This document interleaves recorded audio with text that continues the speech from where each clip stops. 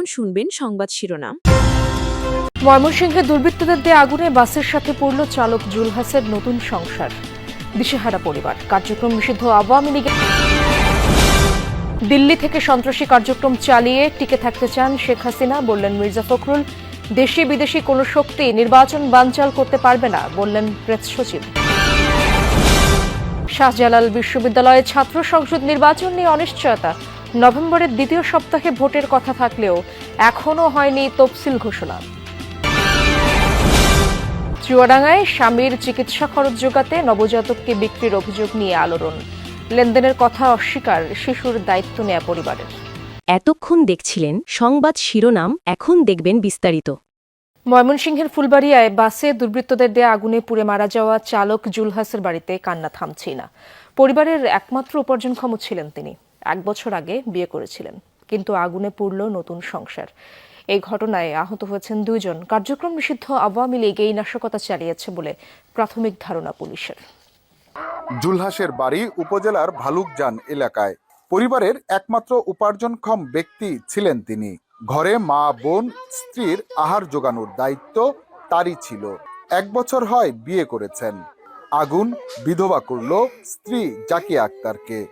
পরের গাড়ি চালাইতো, যদি গাড়ি কোনো ক্ষয়ক্ষতি হয়ে যায়, সেদিকে আমার ভাই আইসেন না, কোন শত্রুই গো আমার ভাইয়ের সেদিন করে পুইরা মারল। আমার জামাই একলাই কামাই করে সংসার চালাইতো, আমার জামাই তো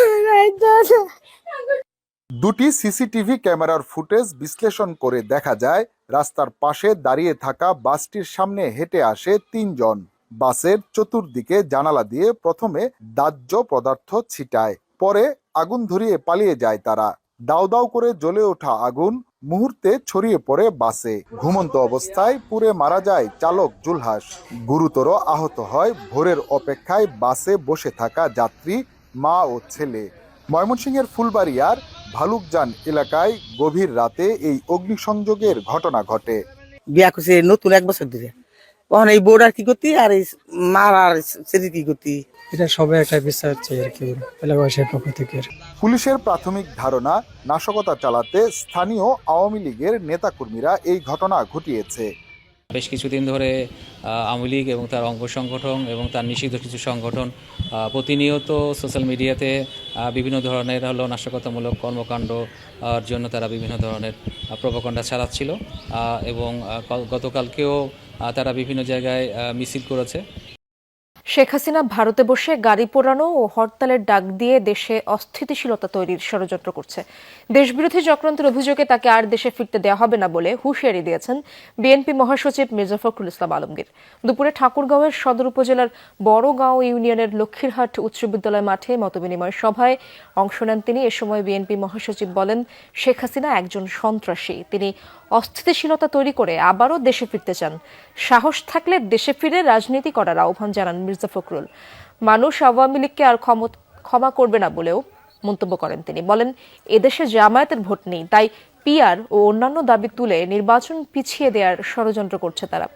পরে রোড যুব সংসদ মাঠে শহীদ জিয়া ফুটবল টুর্নামেন্টের ফাইনাল খেলা উদ্বোধন এবং মোহাম্মদপুর ইউনিয়নের গিলাবাড়ি ফেসরাডাঙ্গি বাজারে পৃথক মতবিনিময় সভা করেন।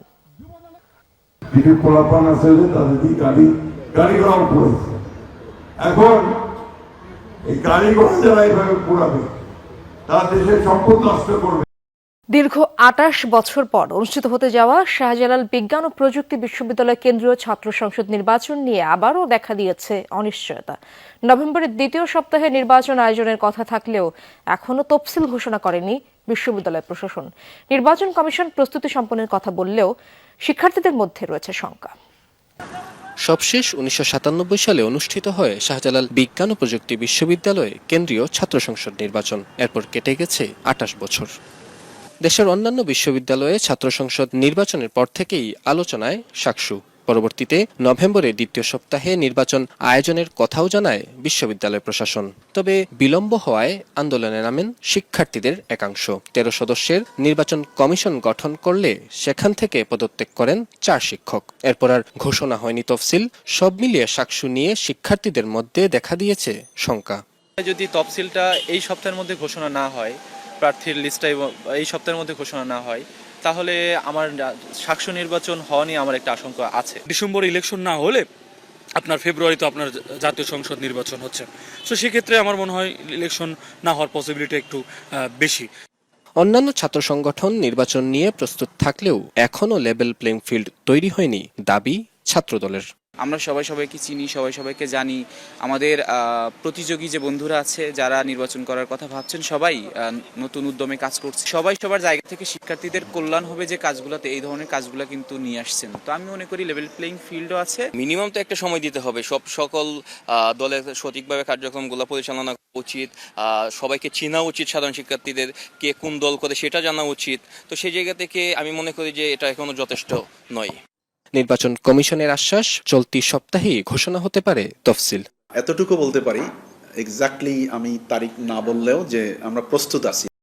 স্বামীর চিকিৎসা খরচ যোগাতে নবজাতককে আরেক দম্পতির হাতে তুলে দেওয়ার অভিযোগ উঠেছে চুয়াডাঙ্গায়।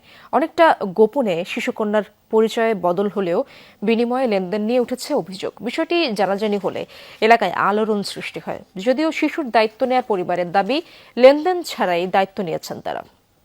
আমার স্বামী আজ যাতে পুষতে পারতো, তাহলে তার আমার নিজের সন্তান আমি কেউ কোলে দিতাম না, আর মানুষের কথাও শুনতাম না। আমার কেউ এক গ্লাস পানি দেওয়ার মতো লোক নেই গো। গত 28 অক্টোবর চুয়াডাঙ্গার দর্শনার একটি ক্লিনিকে তৃতীয় সন্তান হিসেবে কন্যা শিশুর জন্ম দেন ইসমত আরা খাতুন ও মিকাইল হোসেন দম্পতি। আকন্দবাড়িয়া আবাসনে বাস করা দম্পতি চিকিৎসা খরচ যোগাতে সেদিনই কন্যা শিশুটিকে তুলে দেন আরেক নিঃসন্তান দম্পতির হাতে।